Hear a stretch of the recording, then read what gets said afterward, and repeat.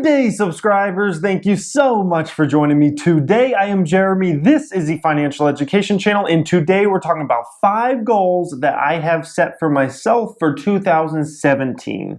In the comment section, I would love to hear what goals you guys have for yourselves financially in 2017. So if you want to leave those down there, I would love to see what your guys' financial goals are.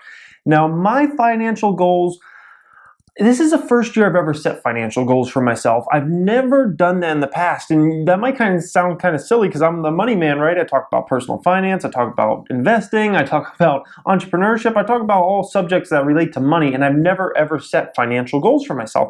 I've never done it. This is the first year I'm going to do it, and I just want it to be a very focused year where I'm very focused in on what my financial objectives are for this year. So that's the goal, and let's get into this, guys. So my number one financial goal for 2017 is at some point during 2017, I would like to move into a house. Now, I might not be able to buy a house, and I'll explain why. You get screwed as an entrepreneur. As an entrepreneur and a business owner, you have to show 2 years of tax returns. Well, I'm kind of screwed there because 2015 was a year I didn't work because I just lived off savings and I thought I could make $1 million on the stock market or whatnot. So I just lived off savings. I paid everything out of savings. So I made nothing in 2015. This year, 2016, I only had about 6 months of really good income. You know, from about May, June is when my business started to take off. The first 4, 5, 6 months of 2016, I was just trying to build my business, talking with customers, doing jobs for pretty cheap, all those kinds of things. So the money didn't really start coming till May, June. So 2016 is like a half year of showing income, right? So 2015, I showed nothing. 2016, and you need 2 years if you're an entrepreneur or business owner of tax returns to show to get approved for a loan. Well, when you have no income 1 year and you have only income for half a year the next year, that's going to show crap for income when they average it out over the year.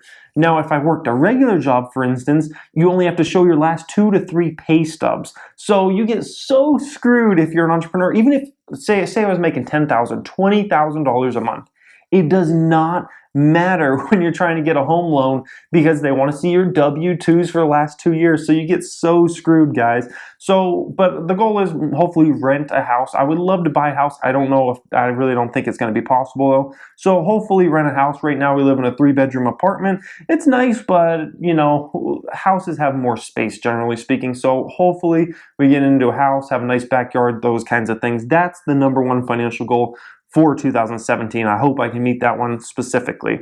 Number 2, I would like this YouTube channel to pay for all the bills. Every single bill, from the rent to the car payments to the insurance to everything that's possibly a bill. I would like this YouTube channel to become sufficient enough where that alone is paying for all the bills based upon the ads that are shown on these videos, based upon the affiliate links, all those kinds of things. That way, all my business income is just basically extra money I can either put toward a savings account, put towards investing in stocks, I can put toward anything. Spending money, well, hopefully we don't spend it all because we want to save to hopefully buy a house in a year or 2. So that is the goal there, where if I can just make my business income all go to savings, that would be freaking fabulous. I think it's very possible to get this channel to that point where it's paying all the bills. I would say probably 9 months from now based upon current growth rates. Now, if the channel really took off and started to grow much faster, it could happen even faster than that. But if the growth rate continues that we're on now, about 9 months from now, and this channel will basically start to pay for all the bills. So that is another big financial goal I have for 2017.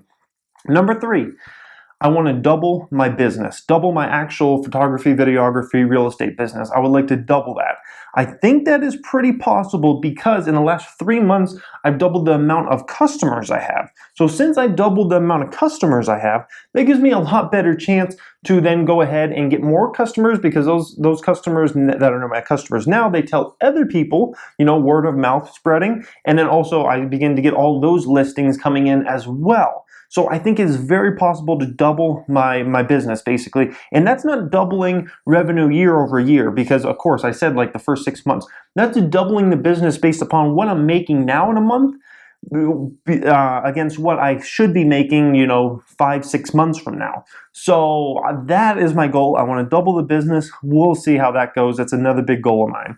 Number 4.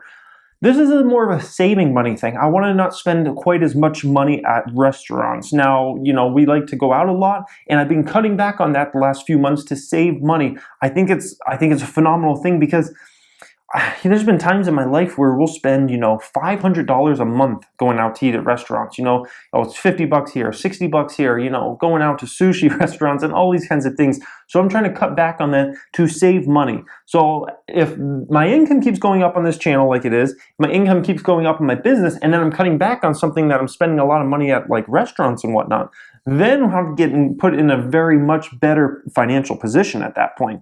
So that is somewhere I definitely want to cut back on, is spending going out to eat at these restaurants, guys. And we've been doing it for the last couple months, and it's been pretty successful. Last one, number 5.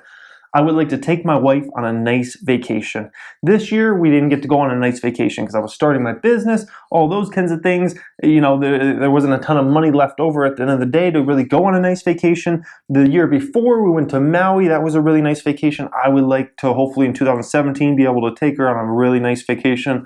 I don't know, maybe go up to San Francisco and see all the scenes there, or maybe go to Manhattan. I've never been to New York before.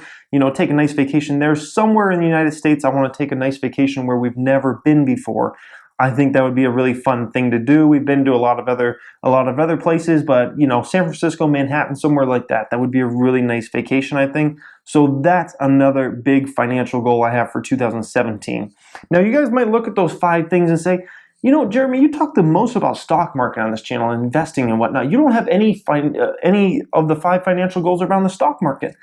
I did that purposely because I don't want to ever force myself to feel like, oh, I need to get this type of return. I need to get this type of return, because I can't control where the stock markets go in the short term. The stock prices, I can't control where it goes in the short term.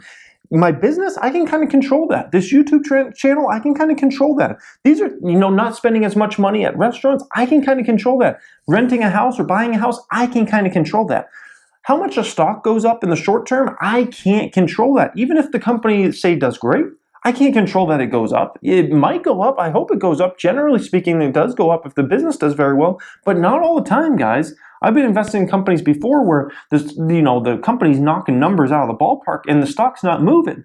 So I don't want to feel pressured because I set a financial goal to make $50,000 this year, or make a 30% return or 40% return, and then I feel pressured, so I start making decisions like I screwed up in 2014, 2015, where I started thinking short term, like, oh, I need to try to make money today. That's really screwed my head up. So I don't want to do that, guys. So that's why I set none of the financial goals for stock market related.